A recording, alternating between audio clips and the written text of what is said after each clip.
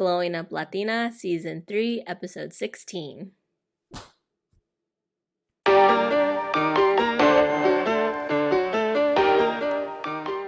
everybody. Welcome to another episode of Glowing Up Latina.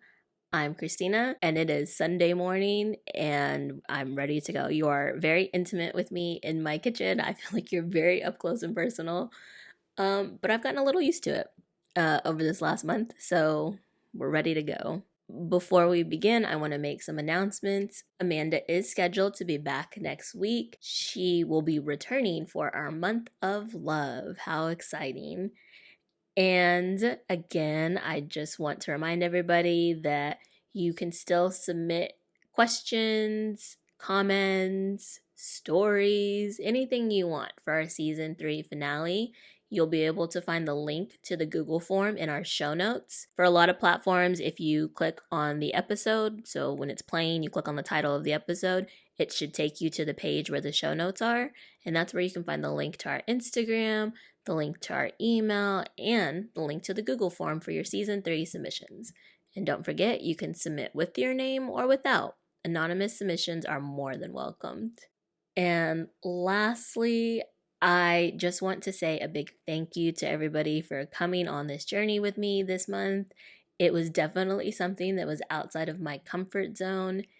And I'm just so grateful that we have y'all as fans, because I did receive some positive feedback, which was good and helped me feel like so much more secure in what was happening here and what was happening on the podcast this month. So I'm really thankful for that. And you guys have been reaching out via email, which we love. We always love to hear from y'all and love to hear that things are resonating with y'all. That is the goal of this show, to create a community where you guys do not feel alone, where nobody feels alone. And that is why I started this show. That's why I wanted to create this show to begin with. And so I don't know. I'm very thankful that I was able to step out of my comfort zone this month and in creating this show in general. And I'm so grateful for you guys. So grateful that y'all listen to us every week. I do have one favor to ask. Again, this month it was a outside of my comfort zone type of thing. So if you could just send us some feedback, or send me some feedback on what you liked and what you didn't like. Did you like these solo episodes? Did you like the movie review that we did with Thomas? Did you like the collaboration that we did with Driven Latinas?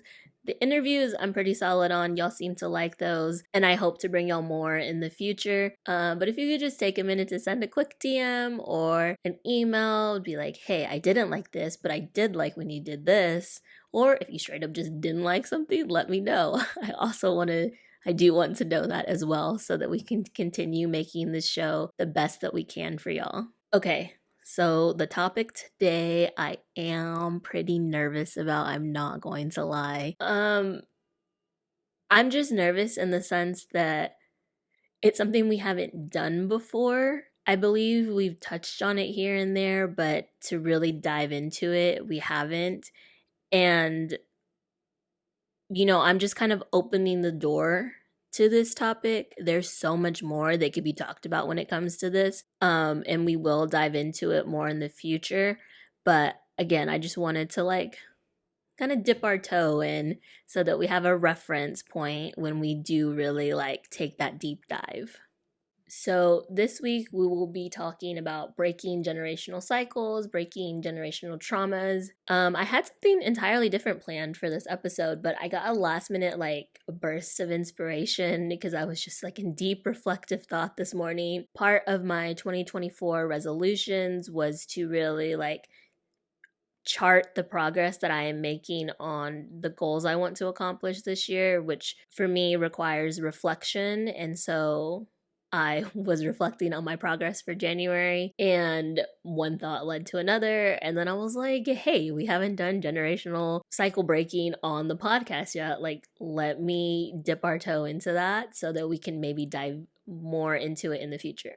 So today we're really going to be talking about what a cycle breaker is, what are some examples of toxic generational cycles, and why cycle breakers are so important. And then, of course, I will be diving into a little bit of my story. I grew up feeling like I didn't really have a voice. I grew up feeling pretty lonely, which I realized later in my life was because I wasn't sharing anything I was feeling with anybody. We're taught from a very young age that, kind of what happens in your house stays in your house. You don't need to put all your business out there because you never know who's going to be like talking about you behind your back. And that, like, being sad, being depressed about things, especially at a young age, you're ungrateful.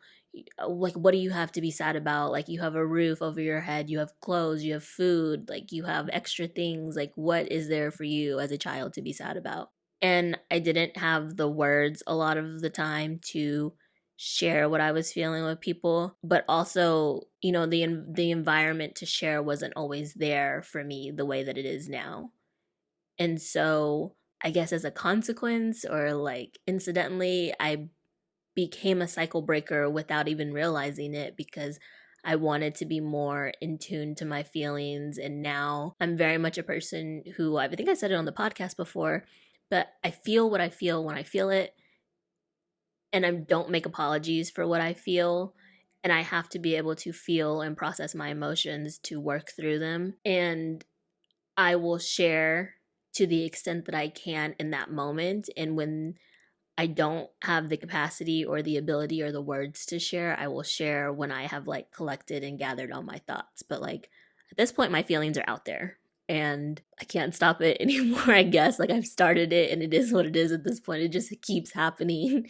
Sometimes, even when I do want to like kind of stay quiet or kind of pull back, like I still find myself sharing and telling like a family member or somebody, like, no, this is what I'm upset about, this is what doesn't feel good, this is where you are hurting me. So first, we kind of got to talk about how sometimes we don't even realize that we're experiencing toxic generational cycles because it's the only reality that we have known. And I definitely feel like this goes for me as well. I left home at 18 to go to college. I wasn't like forced out, I wasn't pushed out. I wanted to experience different things. I always had a desire to like experience different. And it kind of makes me think of like when I was leaving elementary school, all of my friends were going to this one junior high. And I went to a different junior high where like only a couple of people I went to elementary school with were going, because I wanted like something different. I wanted to meet new people. I wanted new experiences. And I definitely ended up getting that. But it was the same way when I was leaving for college.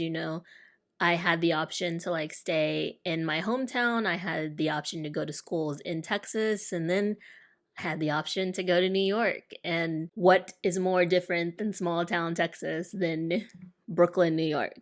So I took that opportunity and it really expanded my mind. It opened my mind to the different ways there are to be in the world, to be in yourself, to be in a family, to be in a friendship. And it really helped me kind of see the way that we as women are expected to be completely selfless, and how for a lot of us the act, I guess, of to protect and to provide can become a core part of our identity, because that's what I was around growing up. I didn't know any different. I didn't know that I had the ability to say no to people, especially your family. Your family would never lead you to any harm. Your family would never hurt you, is what we're taught. But when I was able to move away from home, I realized that, oh, you always could have said no to people. You always could have like put yourself first. And it took a very long time. I don't like when I first left for school, I definitely, like, it wasn't like this was an overnight type of thing. It took me years and years of working on myself to kind of undo all of this cultural messaging that we've received all of our lives, that family is the most important. You never turn your back on family. That's your blood. You have a responsibility towards them and you owe them for all that they've done and sacrificed for you. It took me a very long time to unlearn that. And there are definitely women in my family that I credit to having unlearned that. And I didn't even realize that's what they were teaching me then. It was only with age, with introspection, with reflection that I was able to see that's what these women were teaching me. So you may be asking yourself, what exactly is a cycle breaker? You may be wondering, are you a cycle breaker? And I think the answer for a lot of us is yes. Because a cycle breaker is a person who has reflected on the harmful patterns that have caused your family pain. You're a person that has committed to rewriting your future so that you don't promote the same behaviors in yourself, your children, or whatever family you create for yourself, whatever life you create for yourself. You are intentionally working towards changing negative, toxic, and harmful generational familial patterns of behavior. And you're probably a person who does a lot of deep introspection. And maybe even at first, when you started this process, you were denying what you were seeing because it challenges a way that you've always grown up. It challenges everything that you know about yourself and your identity. And you probably even had others denying what you were seeing and feeling because rocking the boat's uncomfortable. It hurts. It hurts to point out that people that you've always loved and cared about have hurt you. Even with still loving and caring about them, you can acknowledge that a person has hurt you and that you still deeply love and care for them. There are a lot of common toxic generational cycles that we see. People pleasing is one of them. Machismo and Marianismo, which we have done episodes on, and I will link to those episodes in the show notes in case you want to go back and listen to them. Or if you're new here, and if you're new here, hello, welcome. What an episode for you to start on. Silence can be a toxic generational cycle. Calladita te ves más bonita. We've talked about that. Amanda has mentioned that on this show. Just you're prettier, you're more attractive, you're whatever when you're quiet. When you don't speak, that's when I like you best. No, we are talking, we are speaking power to our truth. And also the idea and the concept of what happens in the house stays in the house. That's silence. You're being silenced. I can understand not wanting to put your business out there and not wanting people to kind of gossip and talk about you, but what I've learned in my 30 years of living is sometimes you can be doing nothing. You can just be sitting there existing and people will find something to talk about. People will find something to say about you. So at least if you're vocal about what's happening in your life, you're getting help for what's happening in your life, you're honest about what's happening in your life, let them talk. You're working towards healing. You're working towards a better you. And that's all we can do. Another example of a toxic generational cycle, and I want to differentiate between these two things because I definitely feel like codependency is a toxic generational cycle, and interdependency can become a toxic generational cycle. But for me, there's a difference between unhealthy codependency and healthy interdependency. So codependency is you are willing to sacrifice your health, wealth, and mental state for your family, even at the smallest of things. You are expected to do this because this is your family and you have to take care of your family. Interdependency, on the other hand, I believe it can be a strength when boundaries are maintained. So it involves the balancing of yourself and others within the relationship.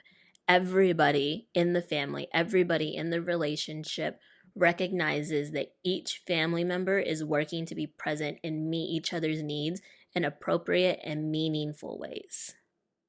So you see, there's a difference between codependency and interdependency.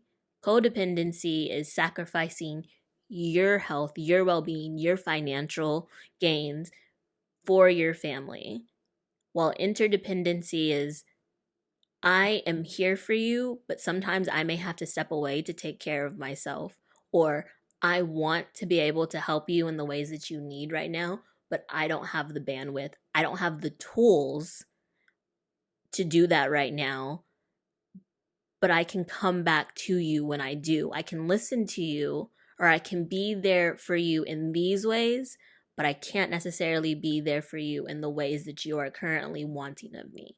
And and the other party being okay with that, the other party understanding that you still love them and care for them, but you just can't like meet them where they want right now. And lastly, there's parentification, the distortion of boundaries between parents and children, where the children are treated as adults and are forced to take on adult responsibilities. This is not an exhaustive list by any means. It's just some of the generational cycles I know I want to break, that I have heard friends or other family members want to break, or in my research of breaking generational cycles for myself, I have read that other people have experienced. Okay, I was trying to find a good way to like intersperse like my, I guess, story with what I was talking about, but then ultimately decided it would be best to give y'all like some of the background on it and then get into my story. So here we go. Eek. I guess I was cycle breaking before I even realized like what it was or had the language to describe what cycle breaking was or even what I was feeling. I didn't really get the words until I started going to therapy, and I had a wonderful therapist to help me kind of understand that what I was feeling was completely normal and give me like the language to describe better what I was feeling, because for a long time I just felt alone. I just felt like, well, nobody could possibly understand what I'm going through because nobody is going through what I'm going through, which is just, it was not true. Like, there's so many people who experience the things that I have experienced in life, but we don't talk about them. So then we don't know. The way, like, you guys, when I got older and my friends and friends that I went to high school with, would talk about things that we were experiencing in high school, I was just like, oh my God, like, I never knew you were going through this, because we would just show up to school every day and like joke around with each other and have fun. And I feel like part of that has to do with like being kids and like not having the language for it. And I also feel like the other part of it comes back to like that silence cycle that we were talking about earlier. Like, what happens in your house stays in your house, and it leads to all of these feelings of isolation and loneliness, and just like nobody could understand because everybody is doing better than I am doing, which I experienced a little bit, these last couple of weeks, or I guess maybe 2 weeks ago. And I got myself out of it, thankfully, because it was definitely hard when we were younger, don't get me wrong. But now with social media, Alex and I talked about it a little bit last week. It's really hard because all you see are snippets of happy moments that people have online. And so you don't realize that like sometimes these are real people dealing with real things and going through hard times. So when I was finally able to connect with my therapist, or I guess the first woman therapist that I saw, because my first therapist, he was male, and we weren't really connecting too well. And then so I stopped going to therapy for a little bit, and then I picked it back up and I started with this woman that I was seeing weekly. And that was it. Just opened my mind up to therapy in a way that I will forever be thankful for, because now when I was seeing the second one, COVID happened and we couldn't meet anymore. Like, she was just overwhelmed virtually, and I was overwhelmed, and I was back home and didn't really feel comfortable like speaking about all of this stuff with everybody around. So then I'm now with my third therapist, who I really love, and like I find that we connect, and she's just been really helpful for me, basically, is what I'm trying to get at. But, each time I have realized I am not alone in what I'm feeling, and I have gained the language, been given the ability to describe what I'm feeling. And so for me, it feels like my cycle breaking started with my dad. He was kind of the first family member that I stopped talking to, or that I saw our relationship as toxic to my mental health. Really, I started therapy in law school after I had I guess, I don't want to call it an incident, but I just, I opened myself up I opened myself back up to a relationship with my dad, and it just didn't go well. And one thing that I'm like kind of guilty of when it comes to talking about this portion of my life is I talk around it. I don't share my full feelings on it because sometimes I don't really know like how to like verbalize my full feelings on it. If I'm being honest, like I don't really like remember my dad too much. We have tried to have a relationship together. I have tried a lot. I feel like I've tried so much in my life to have a relationship with my dad. And unfortunately, I just always end up being the person that is hurt. And so it's really hard for me to, I don't want to say talk about him because I feel like I'm getting more into like a space where I can.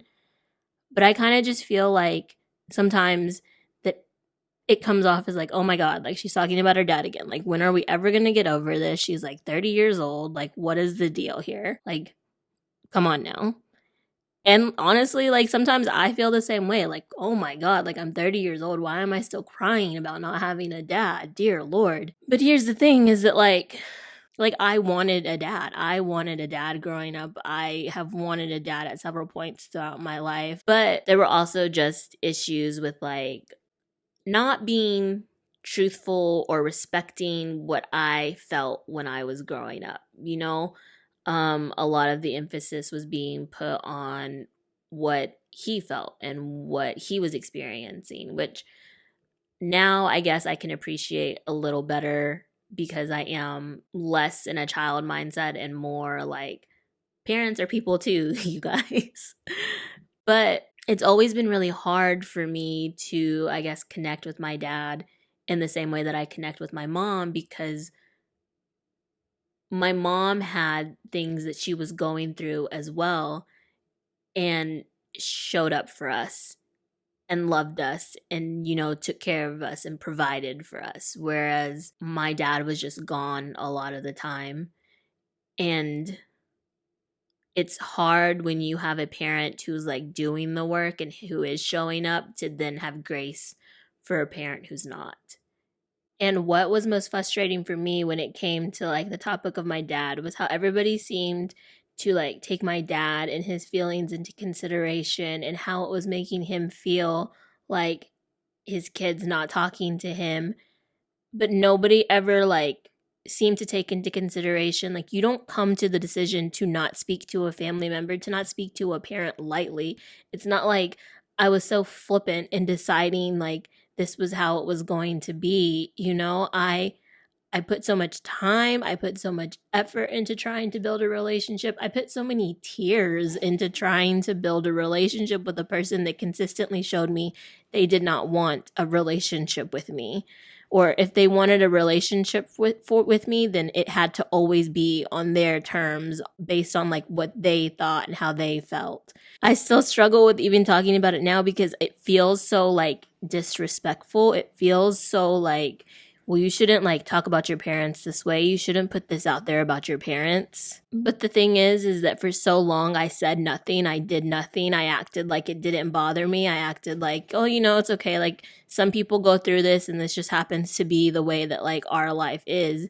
But no, I spent a very long time like learning to love myself. I thought I was not worthy of being loved. I thought that something was wrong with me because this person that had like biologically programmed to like respond to you in this way, like automatically like feel love for you once you are put into the world, like couldn't for me. And I felt like that said something about me. And it was only like in talking to other people, in being honest with my feelings, that I learned that that was not the case, that like it had nothing to do with me and it had everything to do with him. And I eventually am now, I guess, at a point in my life where my dad and I are not speaking, and it's not easy for me by any means. I feel like, I guess, like a thing that I see going around with cycle breaking, or like that you will like feel completely confident and secure in your decision, and I have to tell you that I don't. I think about my dad every day. I miss him every day. I wonder if I'm doing the right thing a lot of the time. But at the end of the day, like I know that I am. I know that I am a happier person with things being this way, but I'm not completely closed off to ever revisiting that part of my life again. It's just growth has to be done on the other end that I can't do for him. And I had to grow as a person as well to maybe like realize like look, this isn't going to be everything that you want it to be. So you've got to let go of some of your expectations here. Um but it's also something I know I'm not ready to pick back up. And so I have to leave it where it is for now. But if you are a person that's struggling with like not talking to a family member or have broken off relationships with toxic family members, just know I see you and I feel you. And I know that like it's not a decision that you came to lightly. And I know that it's probably like the last thing that you wanted to do, but you're not wrong to do it. You're not wrong to put yourself first, because in my case, like this is a person who is supposed to put me first. This is a person who's supposed to love me no matter what, and they couldn't. So like if they couldn't put me first, I have to. Like I'm not going to be responsible for my own pain.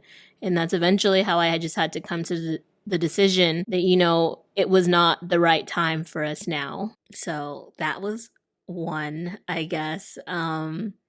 I try not to talk about it too much because I feel like I talked about it enough, and like you guys already know, like yeah, she does this, and okay, like we've heard about it. Good for you.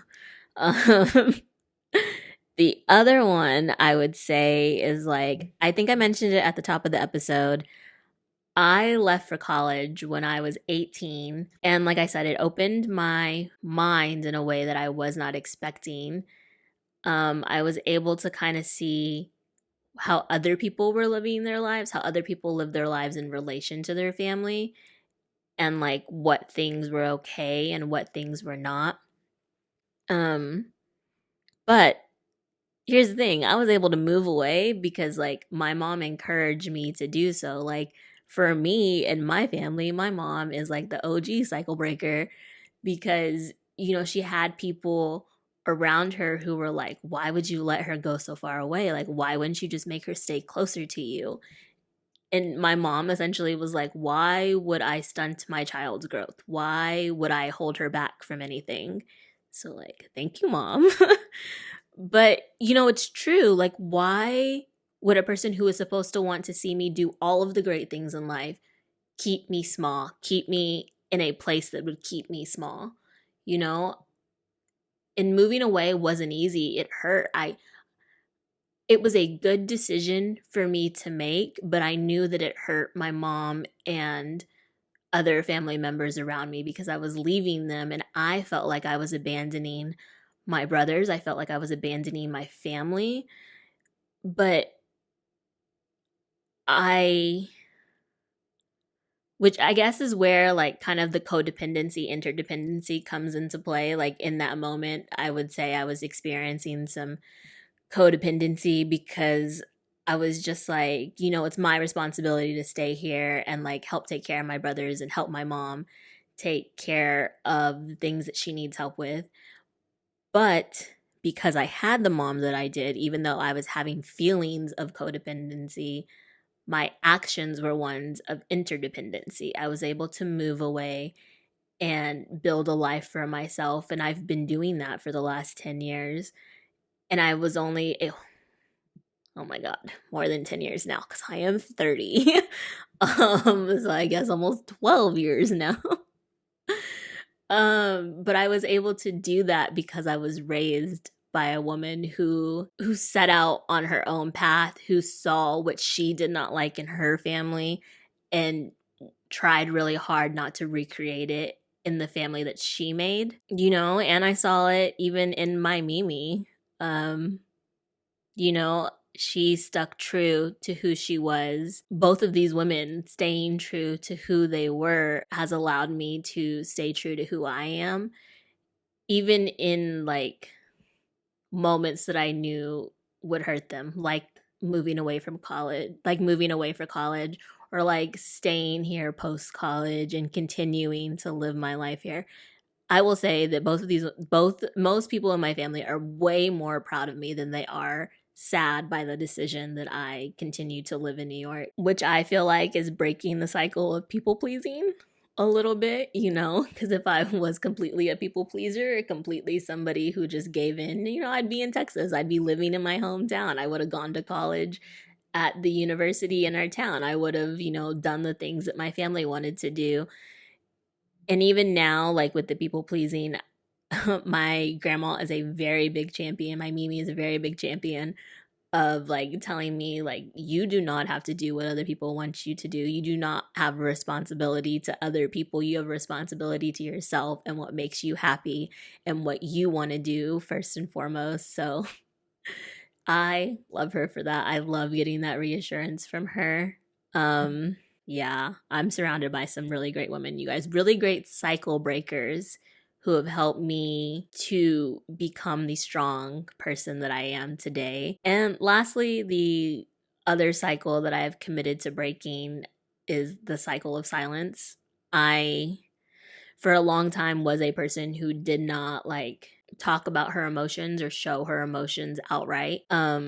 I really thought there was like a weakness in crying, but at this point in my life that I am in, like I'm not suffering in silence. Like I did it, I did the thing where like I don't tell anybody anything because I don't want anybody to talk about me, but it doesn't work for me. It doesn't work for me to keep secrets from my family. It doesn't work for me to keep secrets from my friends. It doesn't work for me to keep secrets from my partner about my feelings. So I am open and honest with people to the extent that I can be in the moment. I may not always have the correct words to say it, and I'll say like, yeah, this is a thing that I want to talk about, but just not right now. I need to find the words first.